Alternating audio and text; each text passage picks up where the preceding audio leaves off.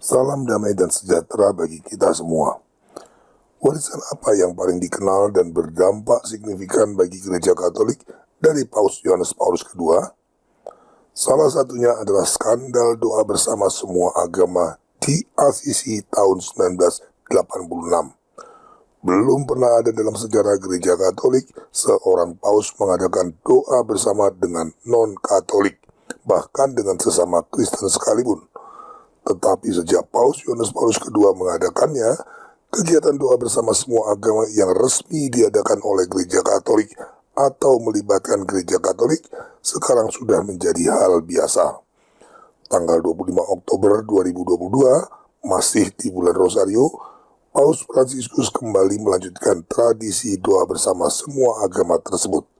Seperti yang sudah dilakukan beberapa tahun sebelumnya, kegiatan doa bersama kali ini kembali akan diadakan di Kolosium Roma, sebuah tempat yang dikenal sebagai simbol kemartiran Gereja Katolik.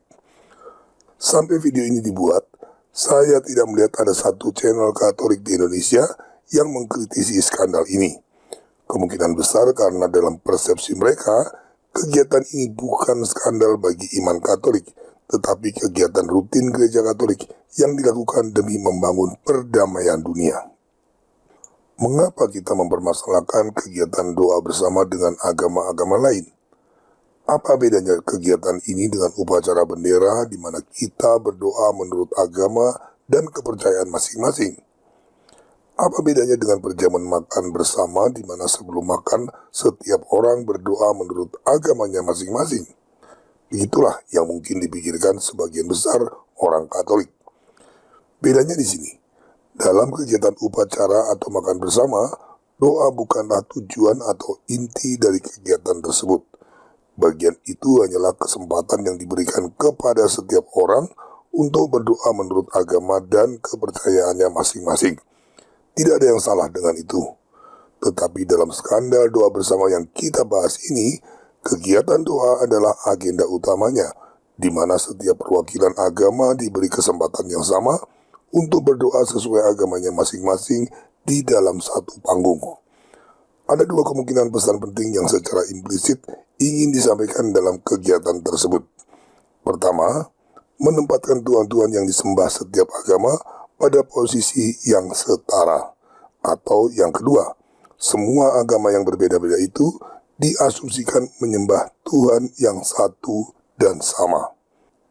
Menempatkan Tuhan-Tuhan yang disembah agama-agama lain setara dengan Tuhan kita jelas melanggar perintah Allah yang pertama. Jangan ada padamu Allah lain di hadapanku. Sementara mengasumsikan semua agama menyembah Tuhan yang satu dan sama juga bertentangan dengan ajaran Injil yang dengan tegas mengatakan agama-agama lain yang tidak mengenal Yesus Kristus tidak menyembah Allah yang benar.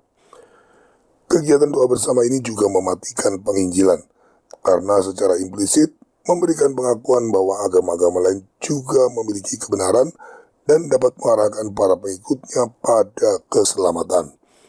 Dengan kata lain, mereka tidak membutuhkan kebenaran Injil untuk sampai pada keselamatan. Jadi dapat kita katakan bahwa sejak Paus Yohanes Paulus II mengadakan kegiatan doa bersama semua agama di Assisi tahun 1986, secara resmi penginjilan sebagaimana yang dimaksudkan Tuhan kita melalui amanat agung sudah berakhir. Maka menjadi masuk akal kalau Paus Fransiskus menentang proselitisme, yang arti kata sebenarnya adalah mengajak orang menjadi kelompok kita atau dalam konteks ini menjadi Katolik.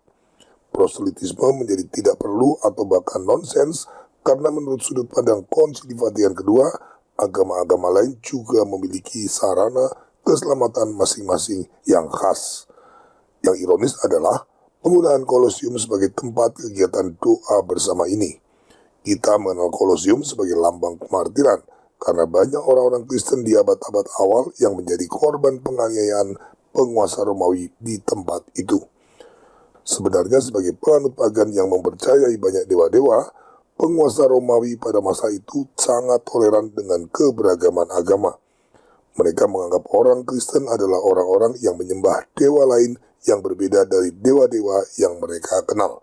Dan bagi mereka, hal itu bukan masalah. Tetapi yang menjadi masalah adalah orang-orang Kristen tidak mau bergabung untuk berdoa bersama dengan orang-orang Romawi lain di dalam panteon.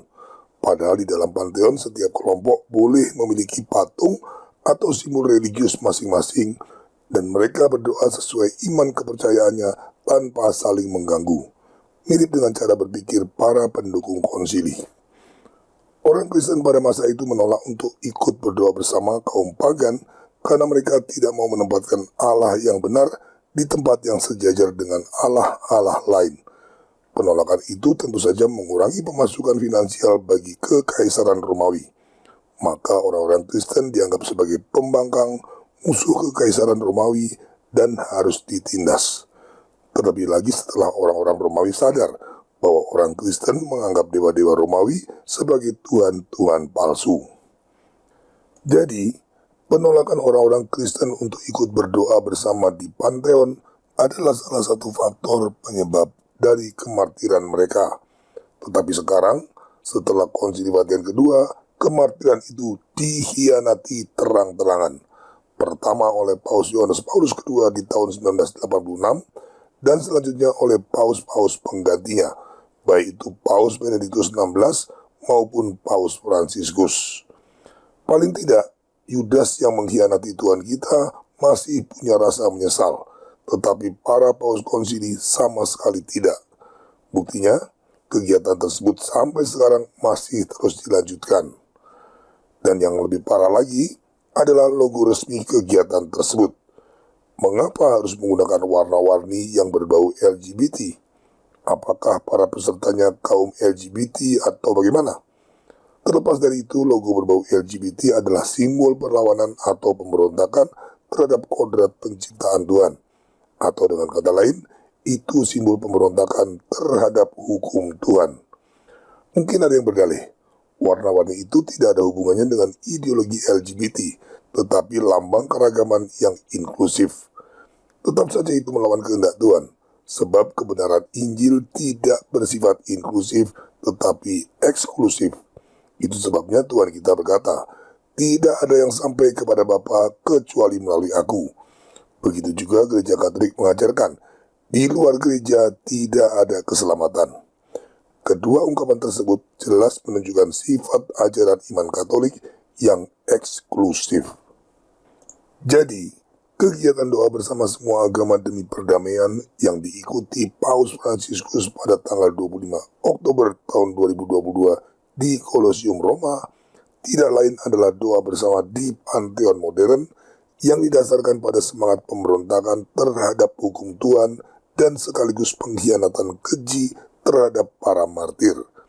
Ini mengingatkan kita pada doa nabi-nabi Dewa Baal di zaman Nabi Elia. Doa-doa mereka tidak menghasilkan apa-apa dan akhirnya justru berujung pada pembantaian terhadap nabi-nabi Baal tersebut. Rasul Paulus mengajarkan, kita tidak dapat mengharapkan hal baik timbul dari perbuatan jahat, seperti yang tertulis pada surat Roma bab 3 ayat 8. Dengan demikian, besar kemungkinannya kegiatan doa bersama di Kolosium ini juga tidak akan menghasilkan perdamaian yang diharapkan. Semoga saja kegiatan ini tidak malah mendatangkan murka Tuhan. Fakta ini memang sangat menyedihkan, tetapi di sisi lain juga membantu kita untuk melihat semakin jelas bagaimana gereja konsili telah semakin jauh meninggalkan Tuhan untuk mengabdi pada Allah-Allah lain dan mengenapi nubuat kemurtadan besar yang tertulis di kitab suci. Ini juga sekaligus mengenapi nubuat kitab Wahyu tentang Babel besar, yaitu perempuan pelacur yang mabuk oleh darah para martir, seperti yang tertulis dalam kitab Wahyu bab 17 ayat 4-6.